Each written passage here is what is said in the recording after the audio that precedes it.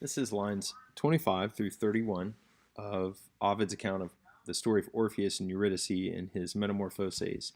And Orpheus is down in the underworld, and he's pleading with Pluto, pleading with Hades to allow him to take his wife Eurydice back up to the world and have her live out the rest of her life.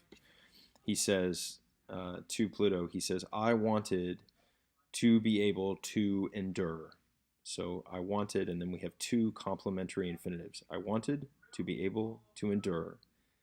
And, so here's like et known, and I will not deny that I have tried.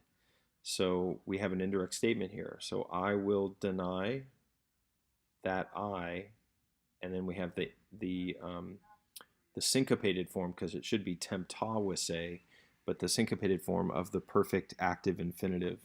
And we have a nice leitatis here. So I will not deny that I have tried. And then a great enjambment here to finish it.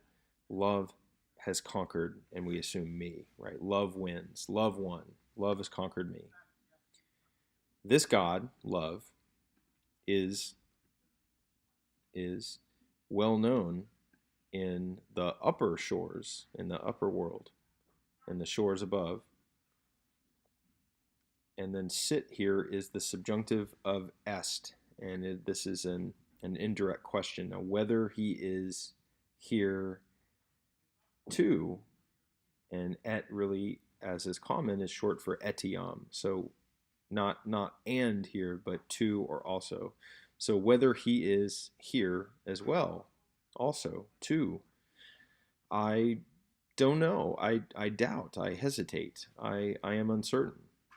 But here too, however, I I think, I decide, I envision that he is.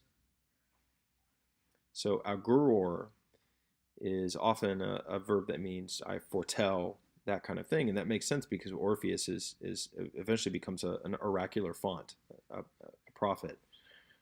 Um, but here he's basically just saying I sense that, I feel that, I almost I hope that uh, this God is well known here too.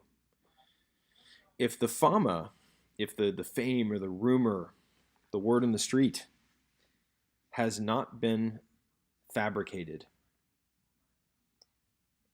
and so then we have veteris rapinae. So if the rumor of the ancient kidnapping has not been made up, has not been fabricated, well, love has joined you too.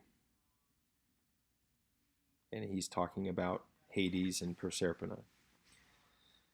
This I is a little out of place, and it's done that for dramatic effect, but it goes with oro, and so everything is basically predicated by ego oro, I beg, and these are just a lot of pair phrases, these prepositional phrases, and it's the language of swearing oaths. So you can say through, that's fine, but if you're swearing an oath in Latin, you say per, and in English we might say by. By the gods, by my right hand, that kind of thing. So through or by these places full of fear.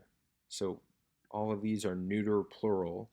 Locus is an interesting verb. Locus is masculine in the singular, but it's neuter in the plural.